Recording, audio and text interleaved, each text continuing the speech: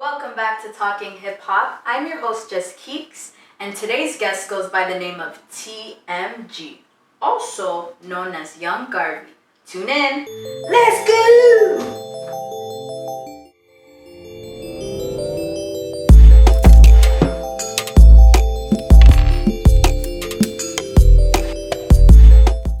TMG, also known as Yonge Garvey, is a hip hop artist from Brampton, Ontario. Some of his favorite artists include Tupac, Nas, Anderson .Paak, and J. Cole, and that's just to name a few. He describes his sound as a splash between old school and new school music. Please welcome to the show, TMG. Yeah. Peace and love.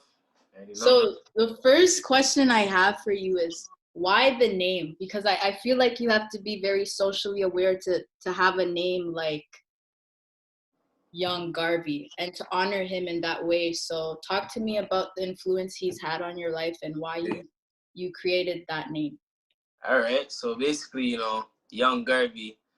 I didn't spell it young like YOUNG. I spelled it YONGE just to give props to Toronto, like straight, Yeah.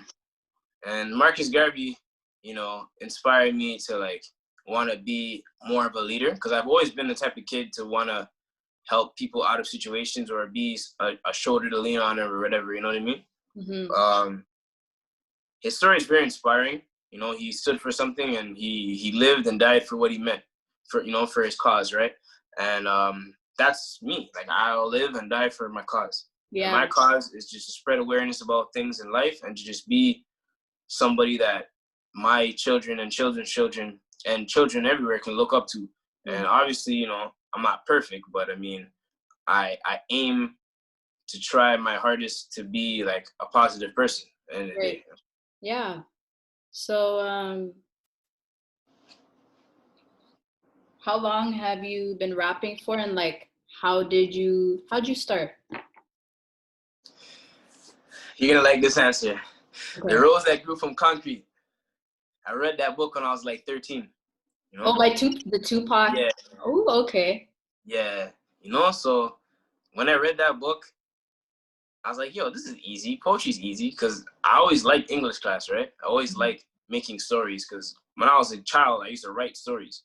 I used to read books from Robert Munch, and I used to read books like the Animorphs, and I used to even read books like those old Jamaican books. I don't know if you remember, like, when you're a kid, those like old Jamaican, old African books, like, like I used to read that stuff a lot, and like I had a lot of stories to tell because I, just my family's history, even me growing up in the suburban Brampton, like, it's not what everybody thinks it is. There's a lot of different people's lives going on, a lot of different things happening in that city that like a young kids, especially minority kids like us, we have a lot to say because it doesn't matter where you are in the world. As long as you're young, you're a minority, you're going to have some type of struggle. It's going to be different than anybody else, So I wanted to like really do what Pac did. Like Tupac is like a man that if I had a chance to get in a time machine, I'd go see him straight. Yeah, I feel you 100%. I love Tupac. I'm a little biased, so anybody against Tupac, I'm gonna choose Tupac. Yeah. I feel that. So you just spoke about like growing up in Brampton, and sometimes people think, oh, because that person lives in Brampton, they don't struggle or whatever the case is. Do you feel like it's harder to push your music out or like make a name for yourself? Well, in Brampton, it's like obviously there's rumors. People talk what they talk, and obviously there's like what's the word I'm looking for? There's like an energy towards Brampton stuff, or whatever. But like, I'm not saying I was poor, nothing like that. Because I mean, my parents, they had their struggles and they had to fight hard to make sure I didn't experience what they did. But it's like you're surrounded by a lot of stuff. You're surrounded by lawyers, doctors, real estate agents, and you're surrounded by drug dealers, prostitutes, people who do drugs, people who are always into fighting, violence. Like everything is like mixed into each other. So it's like you can't escape anything. And it's either you're a rich person or you're a poor person in Brampton, at least for me. Like, it's hard to be a regular person in Brampton, because the cost of living is like ridiculous. You know what I'm saying? And like, you don't want to go live in like subsidized housing, because those are the areas where a lot of stuff happens, right? So like, I just feel like, you know, me being wise and me listening to like my family and listening to older people and doing research and finding people like Marcus Garvey and Malcolm X and Martin Luther King, I had no reason to ever try to join a gang or join that type of lifestyle, although I'm right beside it. You know? Yeah. So let's change topics to your musical style. I know that some people believe that they have like alter egos. Is this the case for you? Do you feel like your rap music reflects a different side of you? Yeah, I have a bunch of different sides, you know, but I wouldn't necessarily call it alter ego. I'll call it a different part of me. Like, it's still me at the end of the day, you know what I mean? But like, it's probably the sides that I don't always communicate to people, right? So I communicate those type of thoughts and feelings through music. Like TMG is just, you know, me rapping, being lyrical, wanting to make punchlines, wordplay, whatever. And Yonge Garvey is like the deeper concepts and more concepts about love and talking about real life situations and stuff. There's kind of like, you know what I'm saying? There's kind of a difference, but at the end of the day, it's still who I am, you know? Yeah, for sure. So yeah, you recently organized a free giveaway. So tell me more about it and what made you want to do that? Yeah, so basically, you know, a lot of people on my social media support me a lot. Like, I had a book that I made with my homie, right? And a lot of people bought the book and supported it. And I always want to find ways to give back to people. Like, I'm not rich, you know what I mean? So like a $50 Best Buy gift card, you know, was nothing. Yeah. Because one day I want to give out $100, one day I want to give out $1,000, you know what I mean? And actually help different types of causes, you know? Like, I want to be able to, like, not to do it for somebody else, but to really just do it because it's something that should be done, you know what I'm saying? Like, I want to help out a lot of kids' foundations too. Like, there's a lot of things going on with children around the world. You know, children end up missing or whatever the case is. So I want to be able, if I'm ever able to put some type of finance towards something to help save people, like, I want to be that person, you know? Right. So if you weren't pursuing like rapping, what was the other thing that you would be doing? I'm already doing it, kind of like writing, you know, being an author and writing stories and stuff like that. And if not that, it would probably be the culinary world, but not a restaurant. I would definitely do catering, you know what I mean? Stuff like that. So you just said that you wrote a book, which I didn't know. So talk to me about what was the book about? Okay, so the book, I have a little collective of my friend. His name is KOD. He's a rapper as well, right? So basically, we wrote a book called Black Blood, but our collective is called Black Blood, and it's basically it's like the rose that grew from concrete. It's just a bunch of our poems. Oh, okay. There's no really like a structure or a storyline to it. It's just our poetry. You know what I mean? And we just wanted to be able to help ourselves financially because we were going through whatever issues, and you know, it helped, right? And we wrote poems about happiness, sadness, pain, joy, pleasure. When I was in New York, I was on the train. I couldn't help but write a poem on my way to New Jersey and stuff like that. And I put it in the book too. And yeah, like, it's just a bunch of poetry that resonates with a lot of people. And a lot of people will appreciate it later. You know what I mean? As opposed to just right now. Yeah, because poetry is timeless, right? So you can read that like years from now and still feel the same way if I read it today. Exactly. You know? So what makes you different from all the other underground rappers? Like, what separates TMG? And a lot of people, they want to hop on trends. They want to impress their friends. They want to impress people that don't like them. I'm doing this because I know that in the future, the words that I'm speaking now is going to move mountains.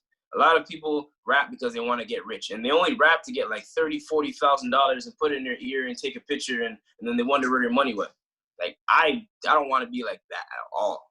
You know what I'm saying? And I see a lot of it. Not saying that it's everything in Toronto, because there's a whole lot of rappers, singers, painters, artists from Toronto that no one even looks at because they're not doing what, you know, Lil Baby or whoever the big artist is doing, you know? So while we're talking about that, hip hop's changed over the years. I'm sure you're aware of like how much it's developed. With that being said, like before it was mainly lyrical, and now there's so many different subgenres. So how does that affect the way that you make your music, and how do you feel about this, like the way that hip hop's changed?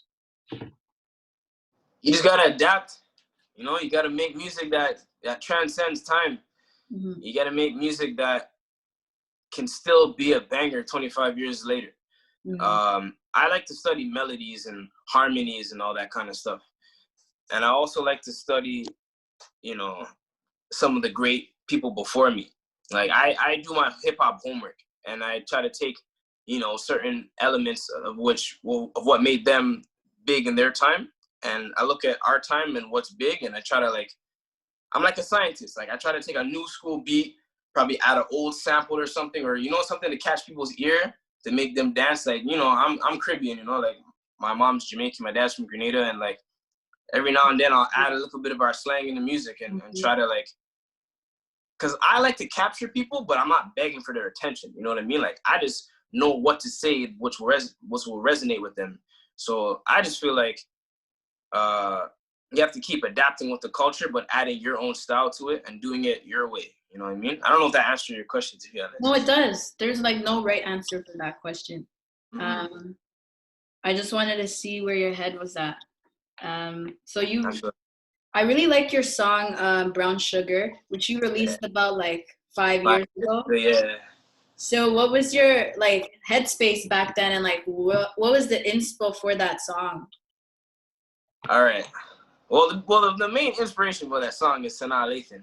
You know, I don't know if you know that actor from Love and Basketball. Like, sure, I don't care how old she is. That's my wife. End of the day, I meet her. You already know what time it is. Yeah. But yeah, I made a song about her. So I took all these references from her movies and did like a little wordplay in the first verse, right? And the second verse, I was just rapping, you know, just talking about how much, you know, I liked her and how pretty she was or whatever. Like, it's kind of a weird, fan, creepy kind of song, but like not really, because I'm joking. But like if she was serious, I'm serious.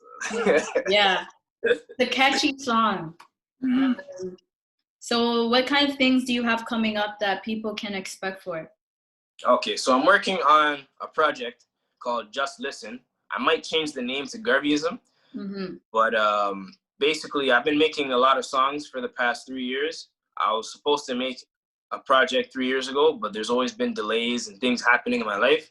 But there's no more delays and things happening in my life in that sense. So I want to say by the winter, I can have a project out. I also want to do more giveaways. I want to do $100 giveaway. I'm not sure what the prize will be yet, but I'm going to organize my prize, like the contest, a little bit better so people can actually understand it a little more, because there's a lot of confusion, you know, with the people on my social media. So I want to, you know, put out a project, have another giveaway. I would love to even do a virtual show, like, you know, set up my room a certain way so I can just perform some songs for people and stuff like that. And I want to be able to, you know, one day meet up with some of my fans and just go for lunch, you know, go for dinner and whatever. Like, stuff like that. So last question, like, is there like one specific artist that really caught your attention and made you want to pursue rap? Like if there was just one that really inspired you, who is it? Man.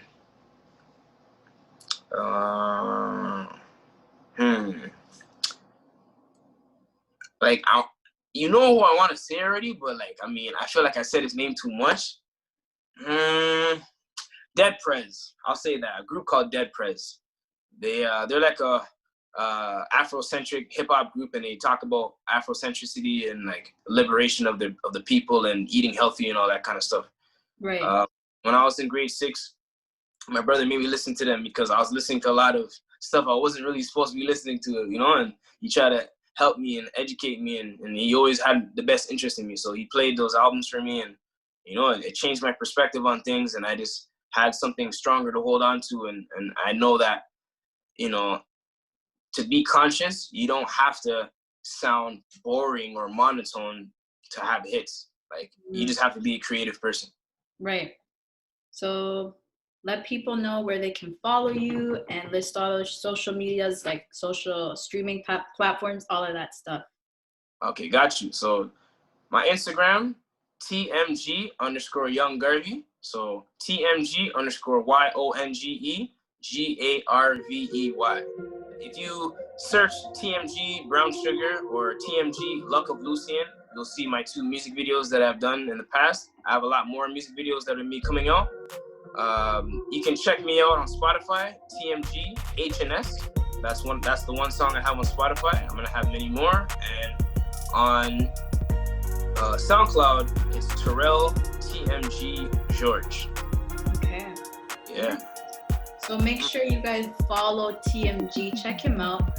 I'm your host, JustKeekz. Thank you for tuning in. And until next time, keep talking hip hop. Yeah, thank you.